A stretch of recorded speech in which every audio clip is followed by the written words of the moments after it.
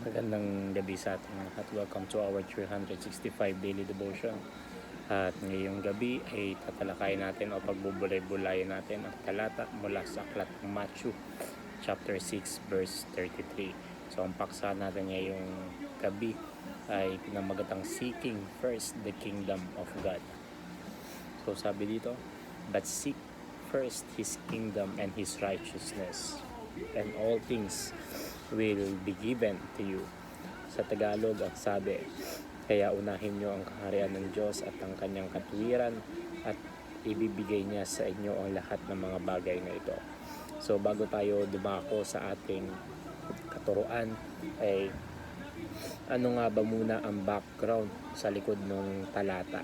So the Gospel of Matthew is the first book of the New Testament and one of the four Gospels. So it is traditionally attributed to Matthew, so one of Jesus' 12 apostles. So Matthew's Gospel emphasizes Jesus as the Messiah and King, fulfilling Old Testament prophecies. So it is structured around 5 major discourses of Jesus, of which the Sermon on the Mount, or the Sermon on the Mount, which is found in chapters 5 and 7. So, it's the first and the most extensive. So, the Sermon of the Mount. So, ano ba meron dito? So, Matthew chapter 6 verse 33 is part of the Sermon on the Mount, which is found in chapters 5 to 7 of Matthew. So, this sermon is one of Jesus' most famous teachings and covers a wide range of ethical instructions, spiritual practices, and guidance for living a life that is pleasing to God. So, ano ba yung mga konteksto na inline o nagli-lead sa Matthew chapter 6 verse 33? So, first is teaching on anxiety and material needs. So in Matthew chapter 6 verse 25 to 34, Jesus addresses the issue on anxiety about daily needs such as food, drink, and clothing. So encourages his followers not to worry about these necessities because God will provide for the birds of the air and the flowers of the field. So will surely provide for them as well.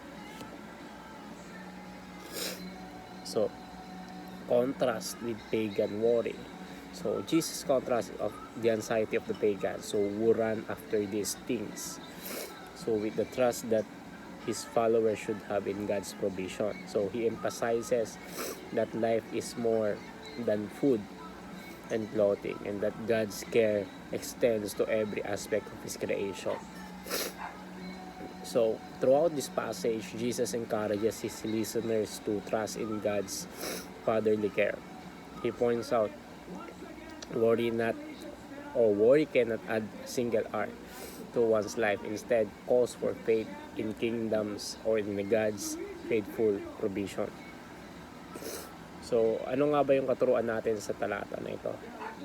So, una is the seekers of the kingdom advances the territory of the king. So, seeking God's kingdom means prioritizing His rule and reign in our lives. So as we advance His kingdom, we advance His influences in our communities and the world, aligning on our purposes with us.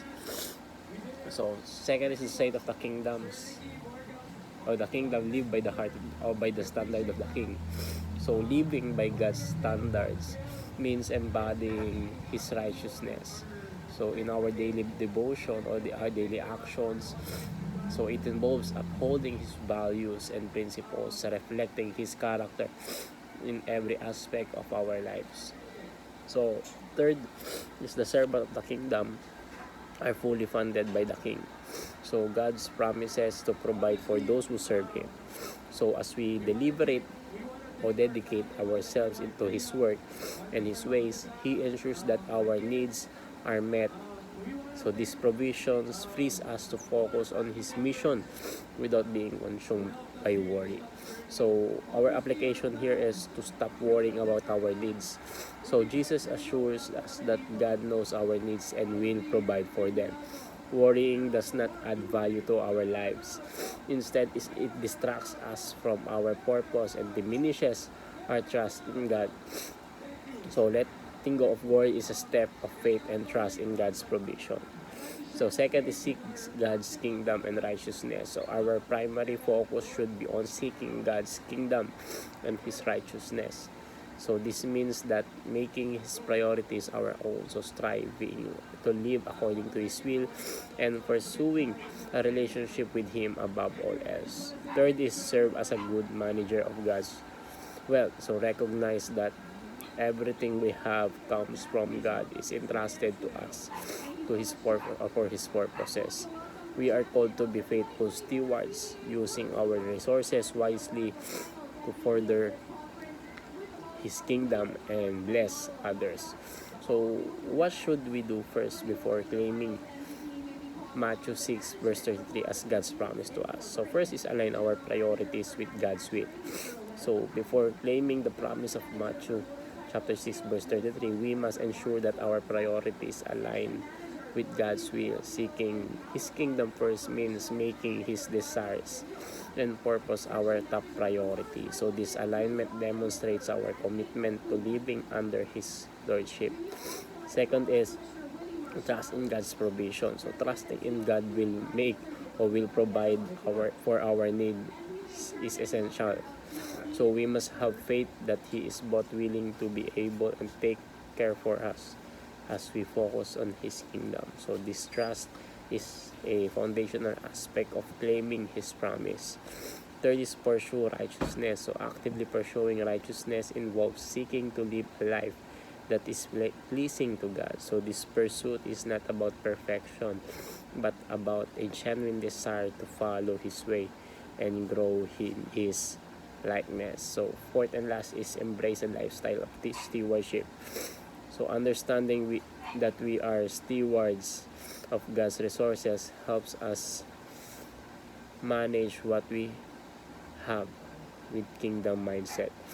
This perspective shifts enables us to use our time, talents, and treasures in ways that honor God and further His kingdom. So by focusing on these steps, we position ourselves to receive the fullness of God's promise in Matthew 6 verse 33. So this approach leads to a life of purpose, peace, and provision rooted in our relationship in Him.